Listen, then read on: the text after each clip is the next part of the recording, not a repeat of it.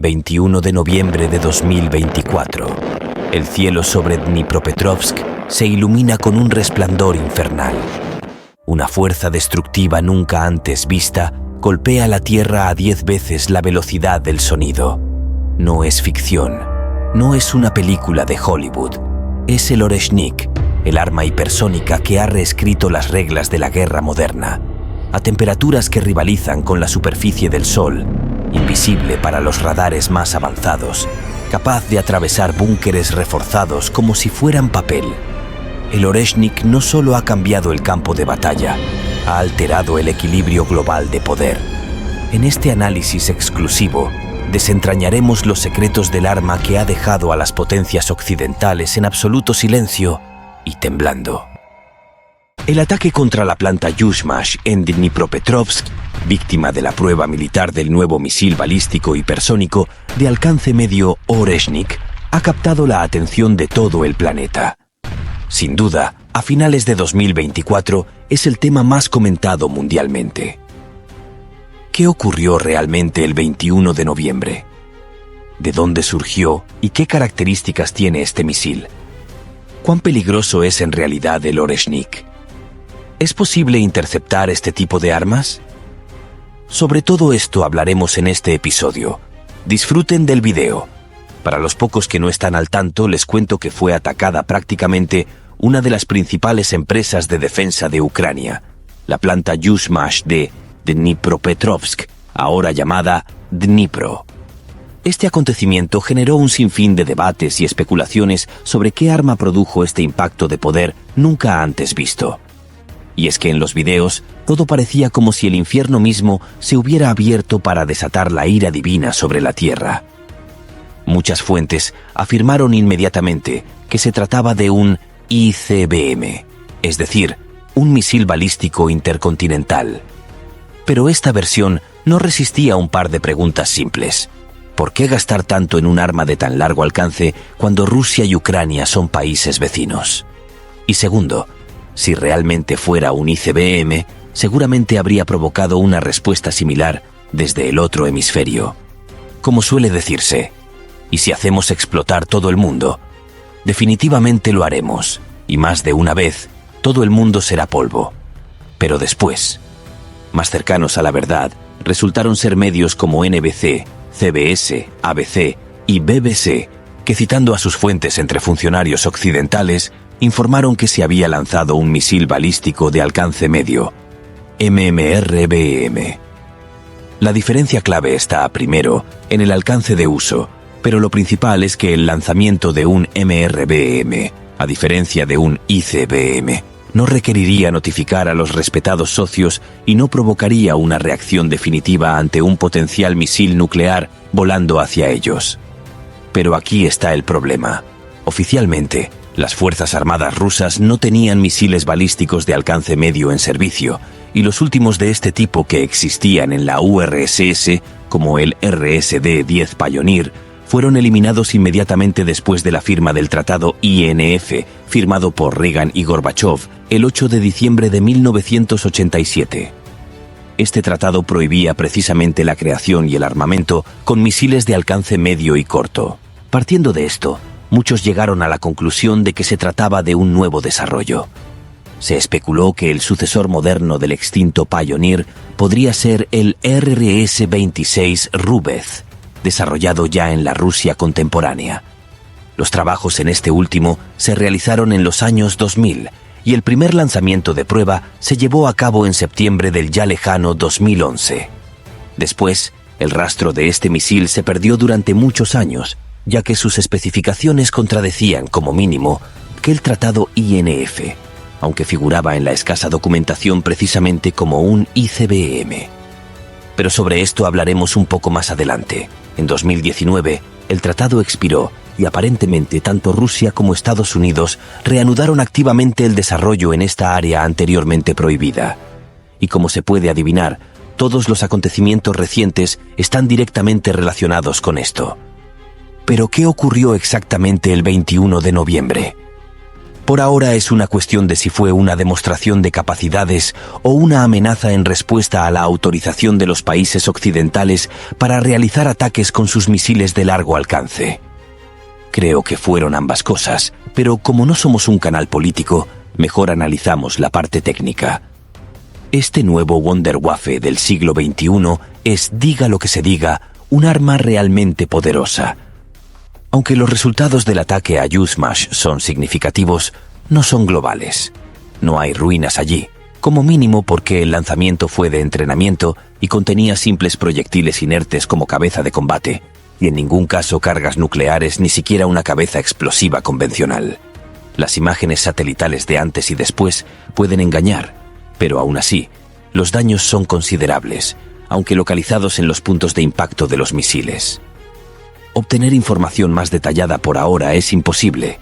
Estas áreas están acordonadas y allí se recolectaron inmediatamente los fragmentos restantes.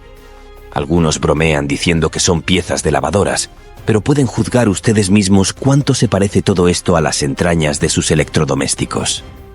La existencia de sistemas como este, especialmente en su versión nuclear, reduce significativamente el umbral posible para realizar un ataque nuclear y casi no da oportunidad para una respuesta oportuna. La preparación para el lanzamiento de complejos de corto y medio alcance, así como el tiempo de vuelo de sus misiles hasta los objetivos, es considerablemente menor que el de los misiles balísticos intercontinentales y comprende apenas unos minutos. Precisamente por eso, en su momento, estos misiles fueron prohibidos por ambas partes. Como ya mencioné, el pariente más cercano conocido del Oreshnik, misil RS-26, según sus características estimadas, tenía un peso de lanzamiento de apenas 450 toneladas y era capaz de entregar 4 ojivas independientes a distancias de 2.000 a 6.000 kilómetros. Inicialmente, se desarrolló precisamente como un ICBM ligero capaz de atacar objetivos a 5.500 kilómetros o más. Pero esta es la interpretación oficial para no violar el tratado, que para entonces ya se estaba convirtiendo rápidamente en una ficción. El desarrollo se completó en 2010, pero nunca entró en producción, cediendo su lugar al complejo Avangard. Francamente, incluso la Unión de Repúblicas Socialistas Soviéticas en sus mejores años se habría agotado en una situación similar, tratando de desarrollar muchos misiles fundamentalmente diferentes al mismo tiempo. Así que recordemos la esperanza de toda la cosmonáutica rusa en el complejo Angara. La astronáutica rusa, como la estadounidense, son simplemente ramas derivadas de sus programas militares y, por lo tanto, todas las ideas y conceptos están estrechamente interrelacionados. Así ocurrió con el concepto de la familia de lanzadores Angara. Recuerden que el complejo fue desarrollado en los turbulentos años 90, cuando el dinero en la industria escaseaba y había que aprender a economizar. Además, el espacio se convirtió en parte del mercado mundial, donde no solo se gana con voluntad política, sino también con mecanismos de mercado. El valor de la estructura del lanzador permitía cambiar los bloques según las necesidades. Si quieres, añades etapas de aceleración y el cohete vuela más tiempo. Si no quieres, cargas los bloques del cohete con carga útil. Supongo que ya entienden a dónde quiero llegar. Además, cualquier tratado es solo un papel que no solo tiene un período de validez, sino que también cualquiera de las partes puede abandonarlo sin obstáculos diciendo «ahora estoy fuera». Estados Unidos, considerando su potencial incomparablemente mayor y presupuestos mucho más grandes después del colapso de la Unión de Repúblicas Socialistas Soviéticas, podría haberlo hecho tranquilamente, poniendo a la heredera directa de la superpotencia en una posición muy peligrosa. Así que hubo que recurrir a la astucia. En los años 2000, la familia de misiles JARS, encabezada por el principal ICBM actual, el RS-24, aparece en el arsenal de las fuerzas nucleares. Estos misiles fueron una evolución del anterior producto del Instituto de Tecnología Térmica de Moscú, el Topol y el Topol-M. Irónicamente, esos mismos Topol-M fueron desarrollados por esa misma oficina de diseño Yuzhnoye en el antiguo Dnipropetrovsk. La planta Yuzhmash, según Khrushchev, fabricaba cohetes como salchichas. Y realmente nadie pudo alcanzar, ni probablemente pueda, los indicadores de 100 cohetes al año o un cohete cada 3 días. En resumen, El ITT solo se hizo cargo del desarrollo después del colapso del país. También en Ucrania se desarrollaban la electrónica y el bloque de dispersión de la ojiva destinados a los nuevos misiles. Por eso, mucho en el YARS tuvo que crearse literalmente desde cero, y el propio misil, conceptualmente diseñado a finales de los años 80, se retrasó unos 20 años. Al principio del trabajo, el proyecto ITT se llamaba Universal y unía toda una familia de misiles. Por ejemplo, el YARS-S, con una longitud de solo 17,5 metros, más de 4 metros más corto que el original y correspondientemente mucho más ligero. Oficialmente solo se conocen 5 productos terminados. En diferentes momentos aparecieron en la familia YARS proyectos con nombres en clave como Kedr, Cedro, Osina, Álamo y aparentemente Oreshnik, Avellano, encaja bien en esta serie lógica. Al parecer combina características de los misiles de la familia YARS con desarrollos del Ángara y el RS-26 Rubez, un complejo que fue creado, probado y olvidado por más de una década, en gran parte porque provocaba preguntas de Estados Unidos. Aunque oficialmente los estadounidenses se quejaron entonces del Iskander, afirmando que sus misiles volaban más allá de los 500 kilómetros. Rusia, a su vez, acusó a Estados Unidos de desplegar sistemas de defensa antimisiles en países de Europa del Este, que, según los especialistas rusos, son sistemas de doble uso y pueden no solo interceptar misiles balísticos, sino también lanzarlos ellos mismos. Además, China salió de toda esta situación como un verdadero ganador, sin la carga de ningún tratado y desarrollando tranquilamente misiles de corto y medio alcance. ¿Sorprende a alguien que el 2 de agosto de 2019 nadie quisiera prorrogar el INF? Sin embargo, como ya dije, Estados Unidos no temía al Iskander ni siquiera tanto al YARS, sino precisamente al RS-26 Rubez. ¿Pero por qué? Es simple, porque a pesar de que el misil Rubez podía disparar casi a 5.800 kilómetros, lo que fue demostrado pasando así como un ICBM permitido, su tarea principal era evidentemente atacar objetivos a distancias mucho menores. Al menos 2 hechos hablaban indirectamente de esto. El Rubez también fue probado en Kapustin Yar, contra el campo de pruebas de Sari Shagan en Kazajistán, entre los cuales hay poco más de 2.000 kilómetros. De la misma manera, tradicionalmente, se probaron todos los misiles soviéticos de alcance medio. Además, para él se fabricó el chasis de 6 ejes MCKT-70 y 9291 como para el RSD-10 Pioneer, no de 8 ejes como para los ICBM, lo que indica cargas significativamente menores y correspondientemente una longitud posible del misil mucho menor. Mientras tanto, el RS-26 Rubez también puede inscribirse firmemente en la familia YARS. Los mismos motores, etapas ligeramente modificadas, básicamente el mismo sistema de lanzamiento y control. En esencia, es un YARS acortado y aligerado.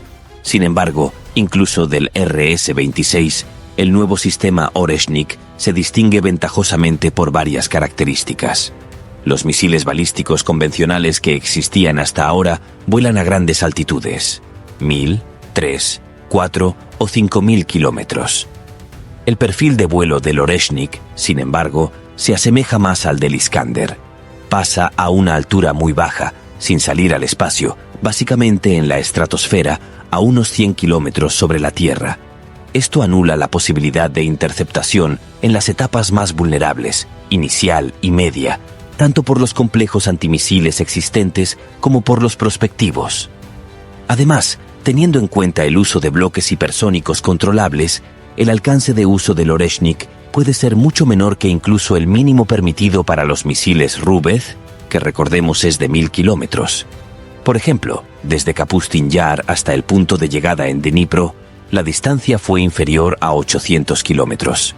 Resulta que el Oreshnik no es simplemente un misil de alcance medio, es un misil de uso universal capaz de cubrir cualquier distancia más allá de la que alcanza el Iskander, es decir, desde 500 kilómetros. La segunda característica del Oreshnik son las ojivas separadas capaces de maniobrar a velocidades hipersónicas, es decir, son los llamados bloques hipersónicos, en general, como el sistema Avangard. El Kinzhal y el Zircon no pueden hacer esto. Y por cierto, precisamente la imposibilidad de maniobrar a velocidades hipersónicas es la principal desventaja de los sistemas estadounidenses. A propósito, el RSD-10 Pioneer también tenía una ojiva con 3 cabezas nucleares, cada una de las cuales podía dirigirse a objetivos diferentes. Sí, no podían maniobrar, pero aún así, esto lo convertía en un arma formidable capaz de superar los sistemas de defensa antimisiles de su tiempo. Pero no había velocidad hipersónica allí, y por eso, la tercera característica, la increíble velocidad del Oreshnik. Según el presidente, 10 Mach.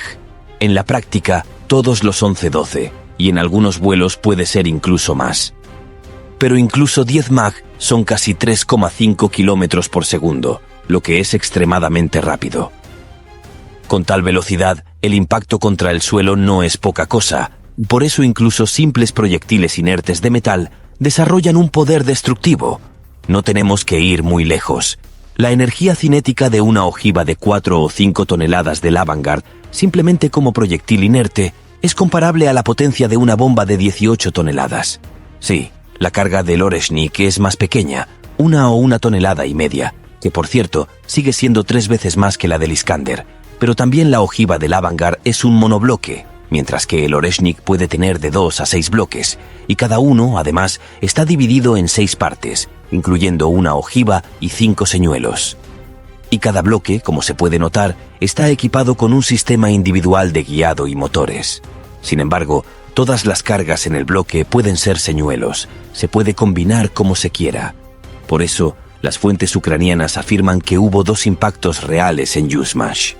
El resto de los fuegos artificiales que vimos fueron el resultado del trabajo de los señuelos.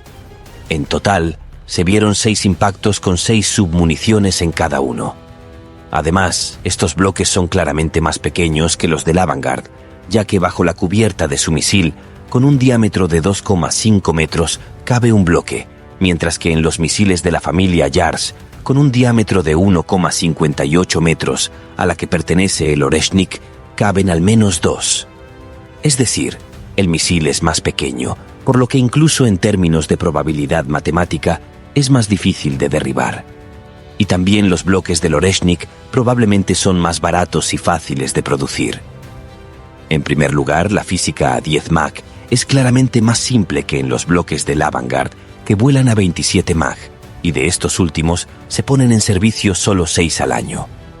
En segundo lugar, el Oreshnik es una versión maximalmente unificada y simplificada, así que lógicamente debería haber más. Además, los tiempos ahora no son pacíficos, por lo que, según las estimaciones más conservadoras de los expertos, serán decenas al año. Por lo tanto, aquellos que dicen que no hay más de 10 Oreshnik o son astutos o no entienden el tema. Hoy quizás sea así, pero después de algún tiempo, esta cantidad crecerá en progresión geométrica. Como el Oreshnik puede volar en una trayectoria bastante baja, similar al Iskander M, es capaz de cubrir una distancia de 1000 kilómetros en cuestión de minutos. En los países europeos ya han calculado detalladamente el tiempo.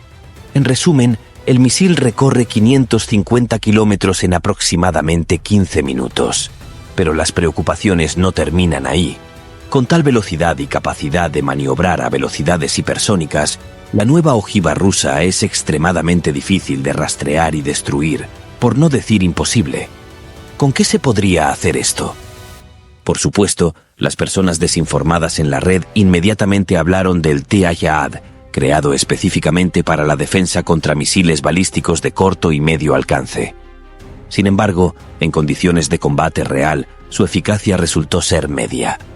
Teóricamente, por supuesto, se puede derribar el Oreshnik, pero solo es posible en la etapa más temprana del vuelo, cuando el misil apenas está ganando altura, que según la idea de las Fuerzas Armadas, es todavía mucho mayor que su marca de crucero de 100 kilómetros, a la que el Oreshnik llega más tarde, descendiendo gradualmente después del lanzamiento.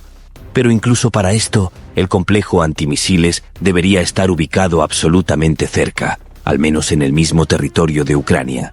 También el punto de derribo estaría, lógicamente, sobre el territorio de Rusia.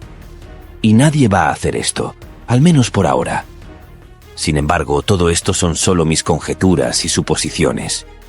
Sin embargo, en el alto mando de las Fuerzas Armadas de Ucrania no albergaban excesivas ilusiones y hablaron inmediatamente no del THAAD, sino como mínimo de entregas distantes de sistemas antimisiles THAAD. ¿Cómo explicar de otra manera que Yuzhmash estuviera definitivamente protegido por Patriots, ya que allí se ha estado desarrollando y produciendo componentes para los misiles estadounidenses durante mucho tiempo? Es decir, es un objeto estratégico. Pero los canales de Telegram informaron que el Oreshnik ni siquiera fue detectado hasta el último momento por los radares de los sistemas Patriot. Actualmente no hay radares en el mundo capaces de detectar un objetivo hipersónico.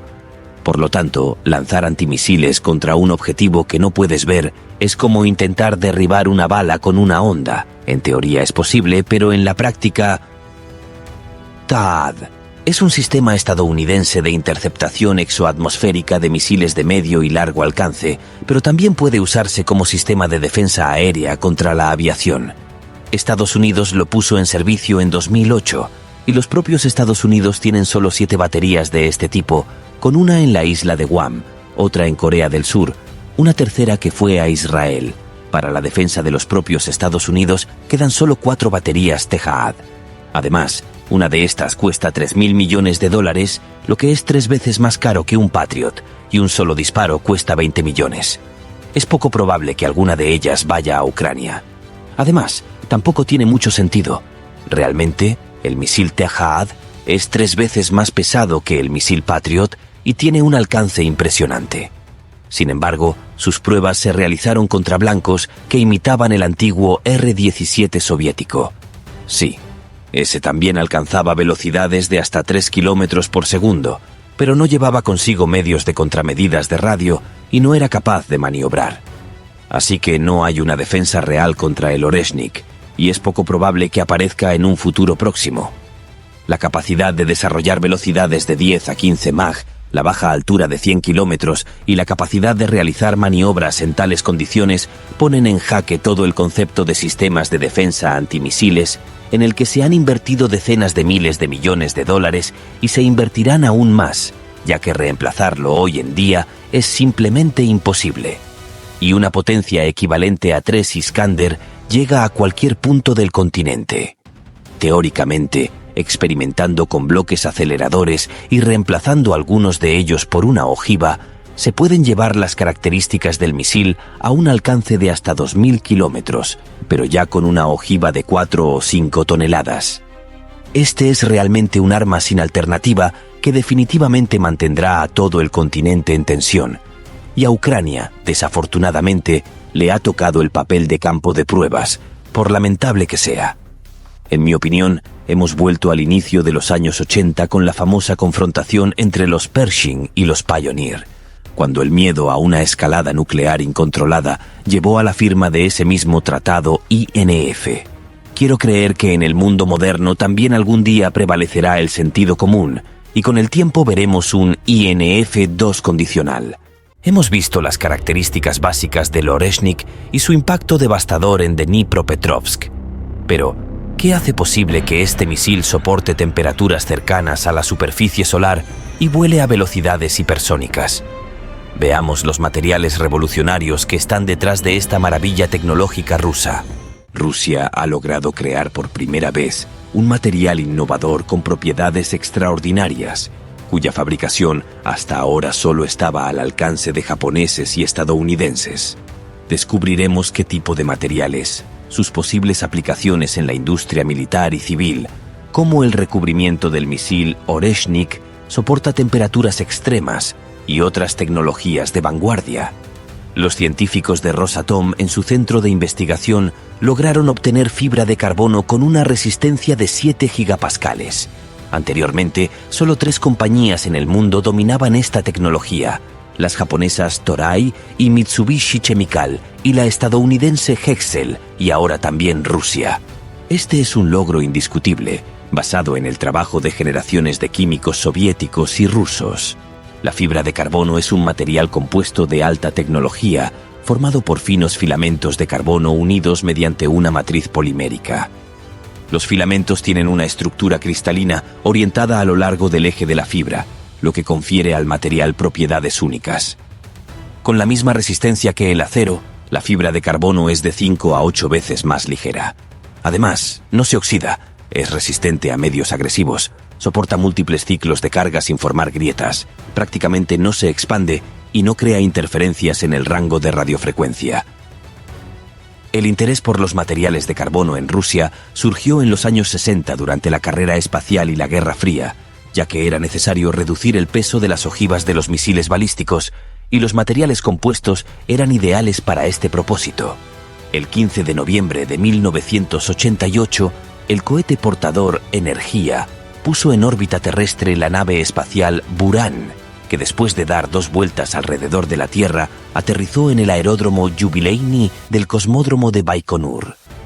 En ese momento, pocos sabían que en la composición del Buran se utilizaron por primera vez materiales compuestos únicos, azulejos especiales de fibra de cuarzo ultrafina y otros elementos que lo protegieron del calentamiento durante la entrada en la atmósfera. En la práctica se demostró que los nuevos materiales podían soportar temperaturas superiores a 1500 grados Celsius, lo que representó un enorme avance. El caza multiusos soviético de cuarta generación MiG-29 contenía aproximadamente un 7% de materiales compuestos, una cifra considerable para los años 80. Pero a pesar de los indudables éxitos de la ciencia soviética, el país se veía obligado a comprar materia prima para la fibra de carbono a Japón. El motivo era que la industria química rusa se centraba en polímeros masivos, no en materiales especializados, y la fibra nacional era 2 veces menos resistente que la japonesa. Tras la caída de la URSS, la situación empeoró drásticamente. Tras la disolución de la URSS, Rusia heredó cadenas de producción fragmentadas, ya que muchas fábricas importantes quedaron en territorio de las antiguas repúblicas soviéticas.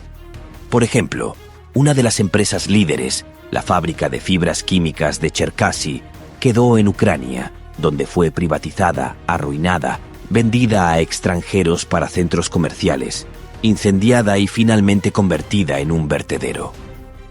Durante mucho tiempo, Rusia se vio obligada a comprar casi toda la fibra de carbono en el extranjero, pero primero las sanciones de 2014 y luego las de 2022 interrumpieron esta práctica. Afortunadamente, el país se había preparado de antemano para tal desarrollo de los acontecimientos y bajo el liderazgo de Rosatom comenzó a reunir las fábricas e institutos científicos restantes, así como a crear otros nuevos. Este trabajo no se divulgó ampliamente, pero el resultado no se hizo esperar, y Rusia se convirtió en uno de los pocos países del mundo con una cadena tecnológica completa, desde la extracción de petróleo crudo hasta su procesamiento en fibra de carbono y productos finales. Es conocido cómo los estadounidenses intentaron boicotear la producción del avión ruso MS-21, prohibiendo el suministro de materiales compuestos, pero solo aceleraron el proceso de sustitución de importaciones. Hoy, todos los elementos compuestos extranjeros del avión han sido reemplazados por rusos y representan el 40% de la masa de la aeronave. También hay componentes compuestos en el motor PD-14, cuya producción en serie se lleva a cabo en Perm. En la estructura del caza de quinta generación Su-57, la proporción de materiales compuestos es del 25%. Esto es menos que en el MS-21, pero los requisitos para la aviación militar son diferentes a los de la civil. Asimismo, los elementos compuestos se utilizan en helicópteros, drones y, por supuesto, misiles rusos. Si la cota de malla térmica del Buran soportaba 1600 grados, los requisitos actuales para los misiles hipersónicos de combate han aumentado considerablemente. Los radomes de los misiles Zircon y Avangard experimentan temperaturas superiores a 2500 grados Celsius en algunos tramos del vuelo. La fibra de carbono no solo resiste tales cargas, sino que también mantiene la estabilidad a velocidades superiores a Mach 10. Recientemente, Vladimir Putin señaló que el radome del complejo de misiles Oreshnik soporta una temperatura cercana a la de la superficie solar, que es de 5500 grados Celsius. Solo un círculo limitado de personas conoce gracias a qué materiales se ha logrado tal indicador. Definitivamente no son metales, sino alguna composición compleja de, por ejemplo, fibras de óxido de aluminio reforzadas con carburo de silicio y fibras de circonio en una matriz de carbono. Posiblemente, junto con esto, se suministra refrigerante a través de microcanales en la estructura del radome, y también se utilizan recubrimientos adicionales y capas de aislamiento térmico. Esta es, realmente, una solución muy compleja y tecnológica, pero ya se está trabajando en materiales de próxima generación. En el futuro, se entretejerán nanotubos de carbono en la fibra para aumentar significativamente la resistencia, y también se añadirán microcápsulas con compuestos refractarios que literalmente curarán las microgrietas. Además, los recubrimientos de grafeno hacen que los compuestos sean conductores eléctricos, abriendo el camino para la creación de las llamadas alas inteligentes con sensores de carga incorporados, por ejemplo, para aviones. Y las tecnologías aditivas ya permiten imprimir las estructuras más sofisticadas para mejorar sus características. Así que no es improbable que pronto incluso se superen los indicadores del Oreshnik. Pero volvamos de los cielos a la tierra. Con todas las extraordinarias propiedades de la fibra de carbono, tiene una limitación significativa: su alto costo en comparación con el acero. Por eso es especialmente importante que se haya dominado la cadena completa de producción y alcanzado una resistencia de 7 gigapascales. Estos materiales tienen también amplias aplicaciones civiles, en centrífugas de gas para el enriquecimiento de uranio, elementos de naves espaciales, prótesis e implantes ligeros y resistentes, tanques de hidrógeno, palas de aerogeneradores y otros productos. Ahora Rusia puede fabricar todo esto con su propia materia prima, y este es un enorme éxito industrial al que los medios de comunicación han prestado, lamentablemente, muy poca atención. Rusia ha recorrido un largo camino para recuperar el patrimonio tecnológico perdido, pero aún queda mucho trabajo por hacer. Los avances en materiales compuestos seguirán teniendo un impacto significativo en las industrias de defensa y civil en los próximos años. Es imposible imaginar la producción moderna sin máquinas CNC o robots manipuladores. Pero a veces ocurre que, aunque la máquina es cara y el sistema de control moderno, no logran funcionar juntos. Para solucionar este problema, se utilizan los llamados postprocesadores, programas especiales que, metafóricamente hablando, explican a la máquina exactamente lo que el sistema CAM quiere de ella. Y estos programas son creados y configurados por especialistas con profundo conocimiento del tema. En Rusia, la empresa Centro de Postprocesamiento se dedica a esta configuración. Desde 2013 han completado más de 1000 proyectos en Rusia y en el extranjero, en países como Bielorrusia, Kazajistán, Bulgaria, Alemania, Emiratos Árabes Unidos y otros. Los especialistas del centro escriben postprocesadores para todo tipo de máquinas y robots industriales, y también saben crear modelos tridimensionales con posterior integración en el entorno de programación de varios sistemas CAM y escribir programas de control para máquinas CNC. Esta labor debe confiarse solo a profesionales, ya que un error en el código puede dañar una pieza o provocar un accidente de una máquina costosa. Este tipo de desarrollo tecnológico representa otra área donde la innovación está permitiendo avances significativos en la manufactura moderna, complementando los avances en materiales que se han discutido anteriormente.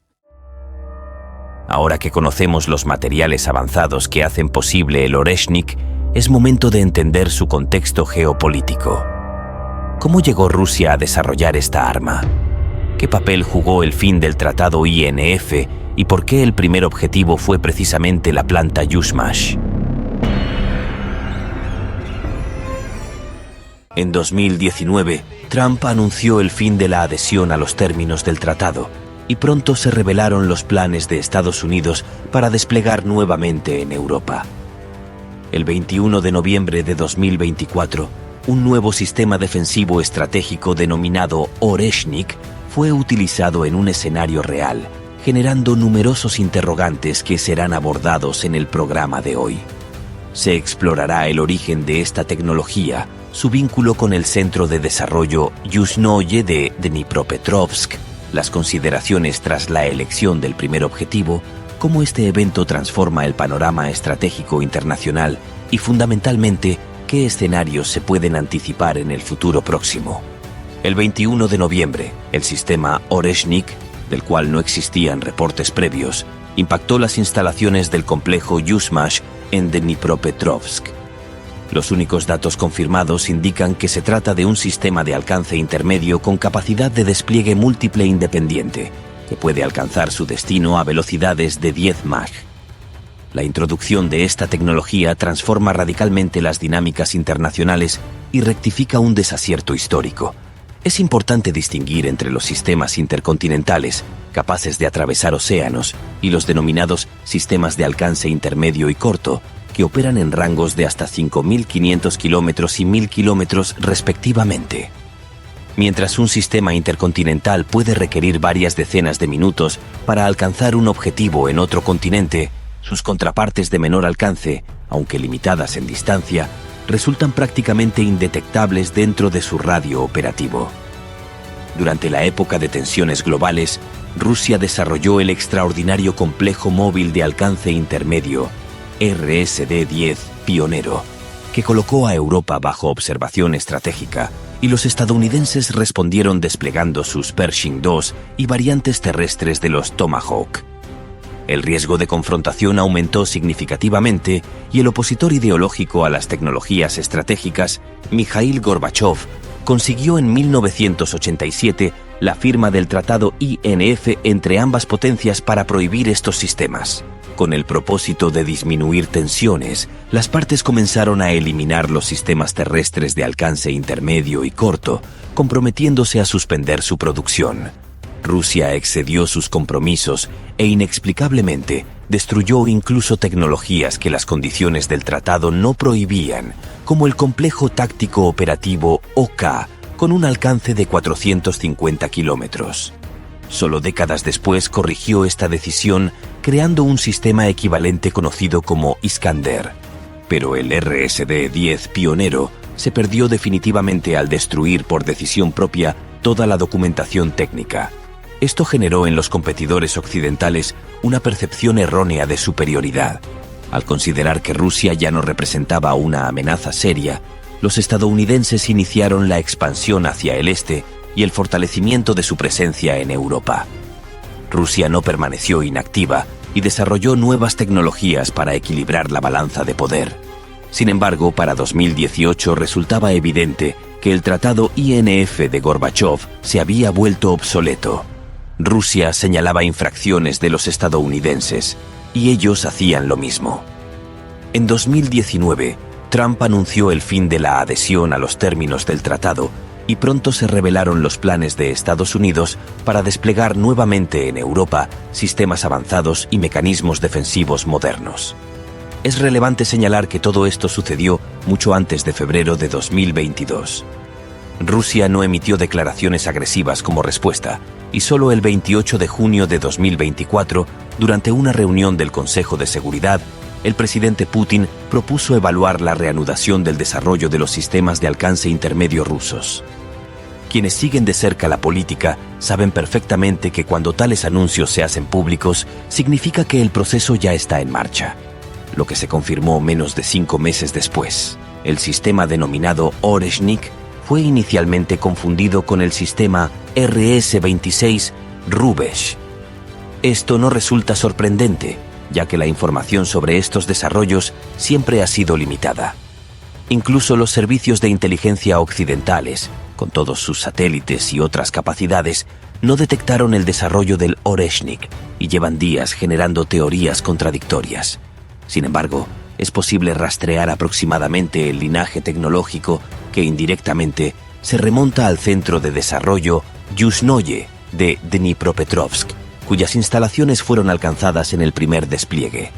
A mediados de los años 80, el Instituto de Tecnología Térmica de Moscú, junto con el centro Yuzhnoye de Dnipropetrovsk, comenzó el desarrollo de un innovador sistema, que posteriormente recibió el nombre de Topol-M. Tras la disolución política, los ucranianos abandonaron el proyecto, que fue completamente transferido a Moscú. Afortunadamente, Rusia continuó su desarrollo hasta completarlo, adoptándolo tanto en versión móvil como en instalaciones fijas. El Topol-M es un sistema intercontinental con un alcance de hasta 12.000 kilómetros. Poco después, el mismo Instituto de Tecnología Térmica de Moscú creó un proyecto aún más avanzado llamado YARS para sustituirlo. También surgieron datos sobre el desarrollo de una versión más ligera del YARS, conocida como R-26 Rubes. Según algunas fuentes, tiene un alcance de hasta 6.000 kilómetros, es decir, cuando apareció por primera vez, quedaba prohibido por el Tratado INF. Probablemente por esta razón no se publicó información oficial al respecto, y en 2018 el Ministerio de Defensa anunció que tal producto no existía en el programa de armamento hasta 2027. Sin embargo, el mundo vio el sistema Oreshnik, que parecía surgir repentinamente, lo que generó especulaciones iniciales sobre el uso del RS-26 Rubes.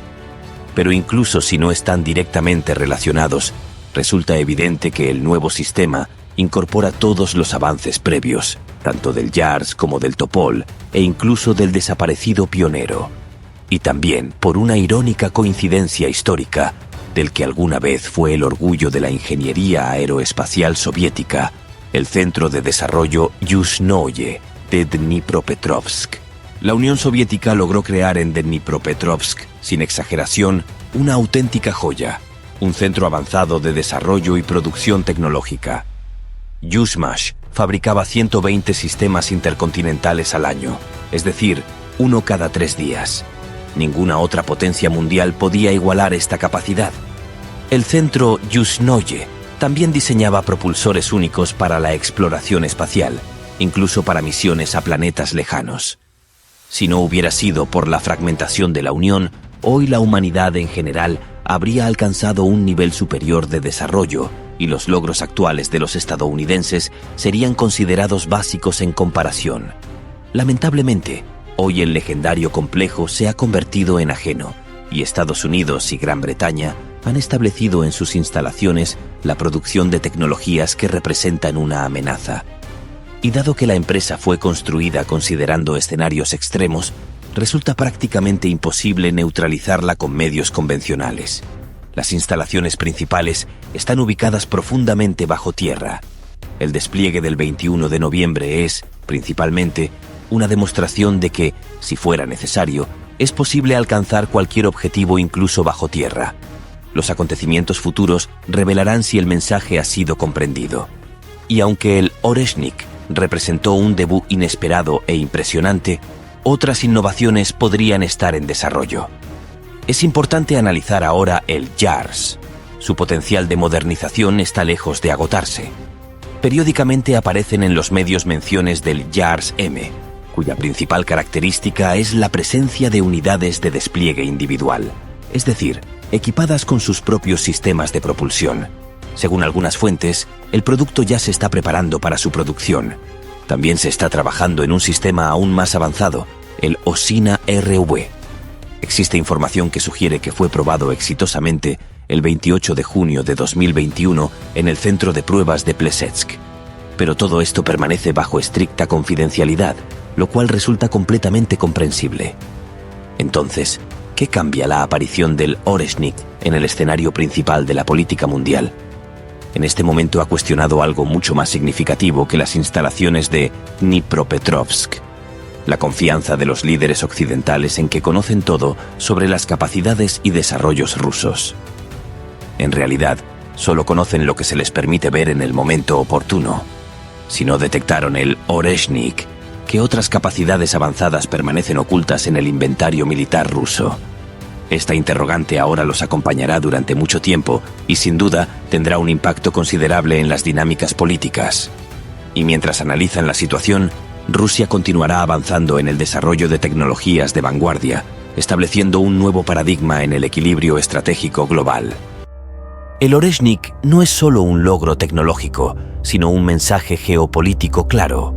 Veamos cómo este misil hipersónico ha sacudido los centros de poder de la OTAN y qué significa para el equilibrio estratégico global cuando una nube de plasma puede ocultar un misil capaz de alcanzar cualquier objetivo en Europa en minutos.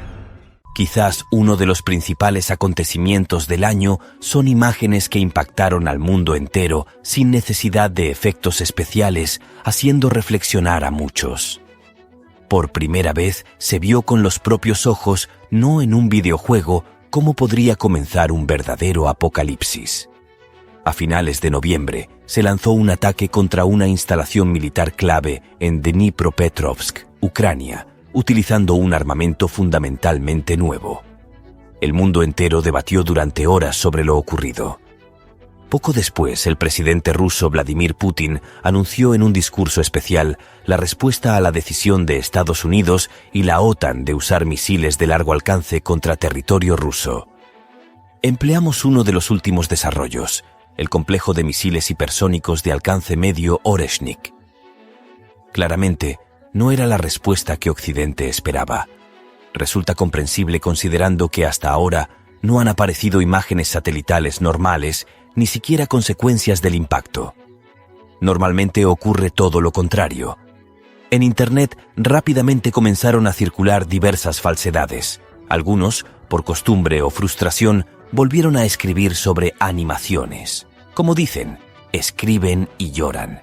Estaban convencidos de que las advertencias sobre las consecuencias y el cambio en la naturaleza del conflicto, si atacaban territorio ruso con armas de largo alcance, eran palabras vacías.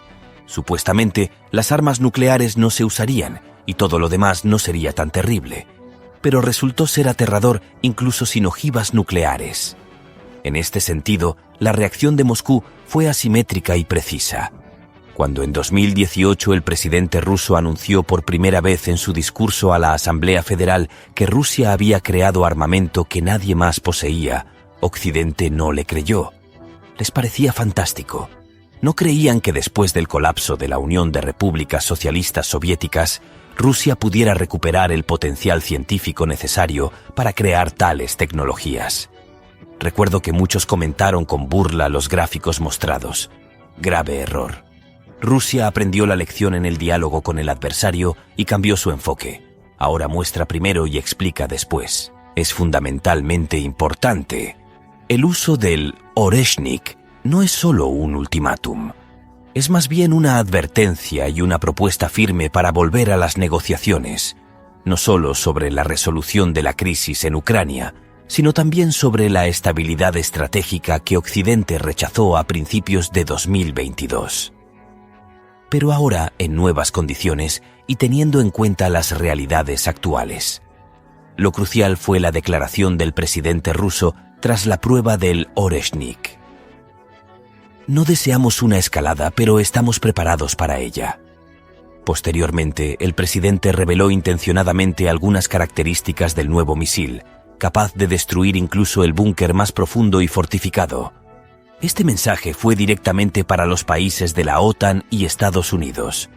Una nueva ola de tensión fue provocada deliberadamente por la administración saliente de Biden, que autorizó ataques profundos contra Rusia. Después, se lanzaron ataques con misiles estadounidenses ATACMS y británicos Storm Shadow, imposibles sin la participación directa de especialistas de la OTAN. Ahora Occidente prácticamente se ha quedado sin opciones para echar más leña al fuego. Entregar misiles crucero Tomahawk a un país en conflicto armado es inútil. No atravesarán las defensas aéreas rusas. Quizás por eso desde el otro lado del Atlántico comenzaron a surgir ideas que traspasan los límites de lo razonable, como proporcionar armas nucleares a Kiev. Aunque no sorprende, considerando quién realmente gobierna Estados Unidos. Vladimir Putin respondió duramente y advirtió que Rusia no lo permitirá. Si un país con el que estamos prácticamente en guerra se convierte en potencia nuclear, ¿qué debemos hacer? Tomaremos y utilizaremos, quiero subrayarlo, todos los medios de ataque disponibles para Rusia. No lo permitiremos. También se mencionó por primera vez que ahora no se pueden descartar ataques contra centros de toma de decisiones en Kiev. Y hablamos, por supuesto, de una versión no nuclear del Oreshnik, al menos por ahora. Una ojiva de misil hipersónico causaría destrucción en el barrio gubernamental, la orilla derecha de Kiev. Tras el impacto entre los edificios del Parlamento y el gabinete, los edificios del Ministerio de Defensa quedarían en la zona de destrucción total por la onda expansiva. Si impactaran 2 o más ojivas, todo lo que esté en un radio de al menos 2 kilómetros también sería destruido. En realidad, no solo hablamos de un arma poderosa que Occidente desconocía, sino de un equilibrio estratégico fundamentalmente diferente. Ahora Rusia dispone de un sistema que, sin ser nuclear, iguala su potencia de impacto. Esta innovación rusa cambia completamente las reglas del juego. Posteriormente, la prensa estadounidense comenzó histéricamente a calcular las consecuencias. En respuesta a tales perspectivas, las publicaciones americanas volvieron a estudiar los efectos del uso de misiles nucleares contra ciudades. ¿Cuál sería el radio de destrucción y cuántos millones morirían? Tradicionalmente comenzaron con Moscú, luego Pyongyang, mismo cálculo de víctimas, y Beijing. Pero lo que más les preocupa son las posibles consecuencias para sus propias ciudades, especialmente en Inglaterra. Calcular el tiempo de vuelo no es difícil. Por ejemplo, el misil balístico intercontinental Sarmat alcanza Berlín, París, Londres y Washington en cuestión de minutos. Y otro argumento más serio, quizás el más importante: Rusia posee el mayor arsenal nuclear del planeta. Los complejos terrestres más conocidos, Yars y Topol-M, tienen un alcance de hasta 12.000 kilómetros. Bajo el agua, submarinos con misiles balísticos como Bulava y Sineva. Sobre Poseidon, mejor no hablar por ahora. En el aire, bombarderos estratégicos con misiles crucero de cabeza nuclear. La capacidad militar que debe maximizar el daño al arsenal nuclear ruso. Esta estrategia fue implementada precisamente por Rusia. Un solo golpe del complejo Oreshnik tendría una fuerza comparable al uso de armas nucleares, pero no lo es. Es de alta precisión y no está equipado con dispositivos nucleares. No contamina el medio ambiente, pero su poder es comparable. Puede destruir cualquier instalación, incluso subterránea bien fortificada, sin usar aviación. La maquinaria antideslizamiento resultó demasiado inerte y poco maniobrable. Si todo el escudo nuclear ruso ya está completamente renovado y todas las pruebas realizadas, América, debido a la falta de recursos en un país rico, no ha realizado estas pruebas en 30 años. Los sistemas obsoletos son solo la mitad del problema. Desde el tratado del que Estados Unidos se retiró definitivamente en 2002, el Pentágono no ha desarrollado nada nuevo. Claro, los americanos saben derribar misiles crucero, pero no los hipersónicos. El sistema Patriot, considerado uno de los mejores en Occidente, tiene un alcance máximo de intercepción de 3.500 kilómetros.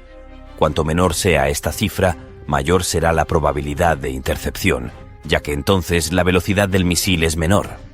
Pero incluso el Oreshnik tiene un radio de acción de aproximadamente 5.500 kilómetros.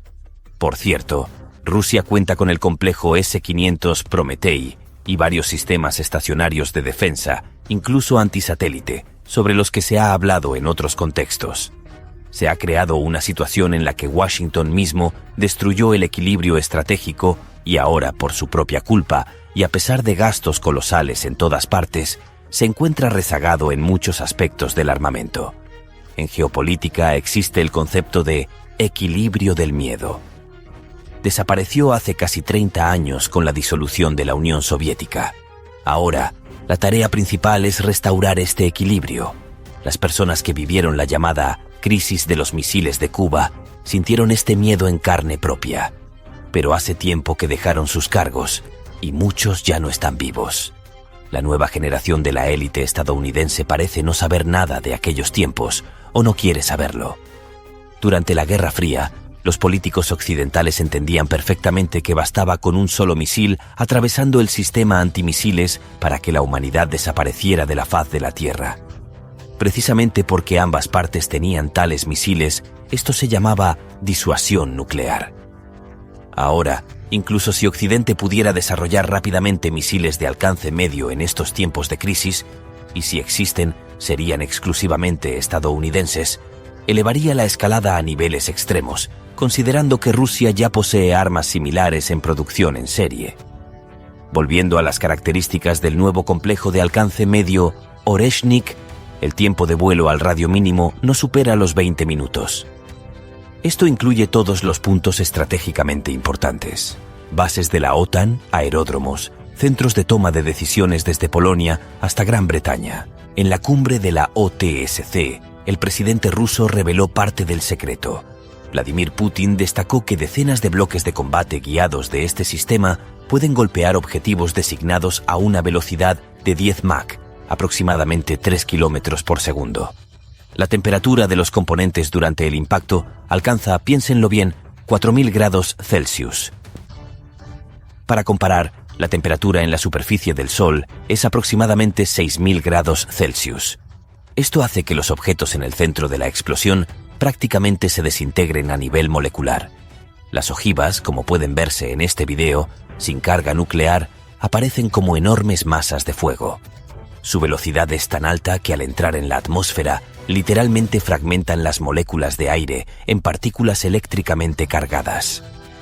Cabe señalar que a tal temperatura, las ojivas, volando como un capullo de plasma, absorben cualquier radiación de estaciones de radar, haciéndose invisibles también para las defensas aéreas. El sistema Oreshnik puede atacar objetos con alto grado de protección ubicados a considerable profundidad. Aunque esta arma no se clasifica como de destrucción masiva, su impacto es comparable al efecto de municiones nucleares. Rusia advierte que está preparada para cualquier desarrollo de los acontecimientos, sin especificar qué centros de toma de decisiones podrían convertirse en objetivos prioritarios, militares o políticos. Considerando que Vladimir Putin también anunció la transferencia a Bielorrusia de complejos de misiles Oreshnik en la segunda mitad de 2025, algunos vecinos claramente comenzarán a preocuparse, pues para ellos es definitivamente un giro inesperado. En la época soviética había un chiste sobre pronósticos del tiempo. Pronóstico para hoy. Durante el día, todo es posible. Para concluir esta conversación, resulta sorprendente y rápido cómo los adversarios han aprendido la palabra rusa Oreshnik, casi tan rápido como en su momento la palabra Sputnik. Por cierto, a pesar de sus objetivos estrictamente pacíficos, científicos y de investigación, el vuelo del primer satélite soviético el 4 de octubre de 1957 sumió a los estadounidenses en un auténtico pánico. La gente se refugió en búnkeres, los niños en las escuelas se escondieron bajo los pupitres según les habían enseñado para un ataque nuclear. Ahora la reacción es similar. Los vasallos americanos corren y se agitan, pues nuevamente en el horizonte aparece el estandarte ruso, y esta vez muy cerca. Si el Oreshnik actual ha transformado el panorama estratégico mundial, lo que viene después podría redefinir no solo el combate terrestre, sino también la exploración espacial. Examinemos ahora el futuro de esta tecnología con el Oreshnik 2 y su revolucionario motor de plasma. Sin duda, el acontecimiento más importante de la primera mitad de 2025, que eclipsó prácticamente todos los demás eventos mundiales, exceptuando quizás el complejo hipersónico Oreshnik, que sigue sorprendiéndonos con nuevas capacidades, de las que hablaremos más adelante, fue la primera ronda de negociaciones entre Rusia y Estados Unidos en Arabia Saudita, y posteriormente en Turquía. Y por supuesto, el polémico encuentro entre Zelensky y Trump, donde el primero fue prácticamente expulsado. La sociedad liberal quedó en shock tras estas noticias, con funcionarios europeos fumando nerviosamente a un lado, sin entender lo que estaba ocurriendo ni por qué no fueron invitados a la mesa de negociaciones.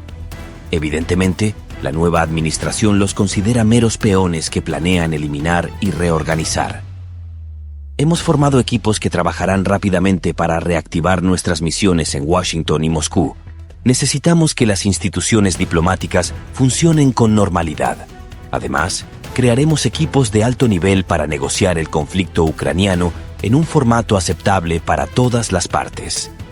Las sanciones son resultado de este conflicto, por lo que para ponerle fin, todas las partes deben hacer concesiones. Es importante recordar, todo lo que está sucediendo, incluso a nivel geopolítico, se debe principalmente al despliegue militar ruso. Son estas fuerzas las que han llevado a sus adversarios a aceptar una nueva realidad, que con Rusia parece difícil negociar desde una posición de fuerza. Resulta notable que el mismo Trump haya reconocido públicamente varias veces que Rusia tiene ventajas estratégicas significativas, mientras que Kiev y quienes apoyan el conflicto ven reducidas sus opciones. Mientras tanto, el ejército ruso continúa intensificando su ofensiva en todo el frente. Como se ha podido observar, Occidente intentó aislar a Rusia y limitar su acceso a tecnologías y mercados, pero sorprendentemente, el país ha demostrado capacidad para desarrollar alternativas propias. Según múltiples análisis, estas soluciones rusas podrían posicionar al país como referente en varios sectores estratégicos. Por ejemplo, en el reciente foro Tecnologías del Futuro, donde futuro no debe entenderse como algo fantástico, sino más bien como la habilidad, similar al ajedrez, de pensar varios movimientos por adelantado, Vladimir Putin mencionó como ejemplo el sistema hipersónico Oreshnik. Sus fundamentos se establecieron durante la era soviética, pero debido al colapso de las escuelas científicas, su creación tuvo que posponerse durante décadas. Ahora todo el mundo habla del Oreshnik. Sí, los materiales, las temperaturas en estas ojivas corresponde a la temperatura de la superficie del Sol. ¿Entienden? Sí. Desde los años 80 ya se estaban desarrollando sistemas de bloques planeadores, el avant-garde volador, como lo llamamos. Allí las temperaturas son comparables, pero no podíamos crear tales sistemas porque no existían los materiales. Ese era el problema. Vuela y se derrite como un helado y la señal de control pasa. Este es el resultado del trabajo con nuevos materiales, un aspecto fundamental. Rusia ya posee soluciones innovadoras en diversos campos científicos que ahora se implementarán activamente.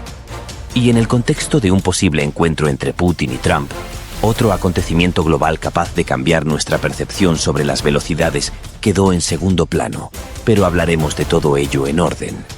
Y ahora, como recordarán, Elon Musk ha declarado repetidamente que planea llegar a Marte con motores químicos convencionales en aproximadamente 9 meses, y más tarde incluso en varios meses, lo que francamente genera grandes interrogantes. ¿Con qué motores y cómo regresar? Por supuesto, también está el problema de la radiación, pero ese no es el tema ahora. De alguna manera, nuevamente muchos canales federales pasaron por alto una noticia extremadamente importante y, en mi opinión, sensacional. Rosatom presentó recientemente un prototipo de laboratorio de un motor de plasma con el que el vuelo a Marte se reduciría a 1 mes, máximo 2, con posibilidad de regresar a la Tierra. Lo destacable es que Rusia ha anunciado abiertamente esta tecnología avanzada, lo que sugiere un alto nivel de confianza en el funcionamiento de este motor. Este anuncio parece posicionar a Rusia nuevamente en la vanguardia tecnológica mundial, planteando un escenario donde Estados Unidos podría tardar años en desarrollar un motor de plasma comparable. En este contexto, la Luna aparece como un objetivo más accesible para el programa espacial ruso, y la posibilidad de una base conjunta con China comienza a alejarse del terreno de la ciencia ficción. El motor de plasma creado está diseñado para 2.400 horas de funcionamiento continuo, lo que representa un mínimo de 100 días sin parar, algo ya muy considerable. En la atmósfera terrestre, la emisión de plasma no proporcionará aceleración, pero en el vacío del espacio, la velocidad podría superar los 100 kilómetros por segundo. Solo piensen en estas cifras. Significa que el transporte espacial no solo será rápido, sino también rentable. Citaré las palabras del director de Ciencia y Estrategia de Investigación Termonuclear, Nikolai Klimov. El proyecto para extraer helio 3 en la Luna, necesario como combustible para reactores termonucleares avanzados, junto con proyectos como la transición de motores químicos a plasmáticos, se vuelven comercialmente interesantes. Clasificación de cargas en órbita, remolque de satélites, viajes interplanetarios y extracción de minerales raros. Las perspectivas del motor de plasma en el espacio suenan incluso fantásticas. Sin embargo, la demostración del motor de plasma también indica que Rusia ha superado nuevamente a América en armamento, ya que su aplicación tiene otro aspecto clasificado como absolutamente secreto. Como este tema es bastante reservado, Daré solo un ejemplo bastante comprensible. Si tales motores se instalaran en un misil intercontinental equipado con una ojiva nuclear o en el llamado autobús, que puede contener múltiples ojivas, este podría permanecer en órbita o volar alrededor del planeta durante un mes o un año sin entrar en la atmósfera. Como resultado de tales maniobras, el objetivo final y el momento de lanzamiento de las ojivas serían completamente inciertos para el adversario. Los modernos sistemas occidentales de defensa aérea, en el mejor de los casos, interceptan 2 de cada 3 misiles balísticos. El hecho es que después de entrar en el espacio, tal misil es prácticamente invulnerable, ya que la interceptación de misiles balísticos no ocurre como con objetivos aerodinámicos. Los sistemas de defensa primero deben calcular el cuadrado aproximado donde debería aparecer la ojiva, y luego lanzar a ese cuadrado más de un misil. Si los cálculos de trayectoria son precisos, se logrará destruir la ojiva en el aire, pero tal sistema de defensa aérea es actualmente absolutamente impotente contra los hipersónicos Oreshnik. Ya en el espacio vuela una gran cantidad de ojivas.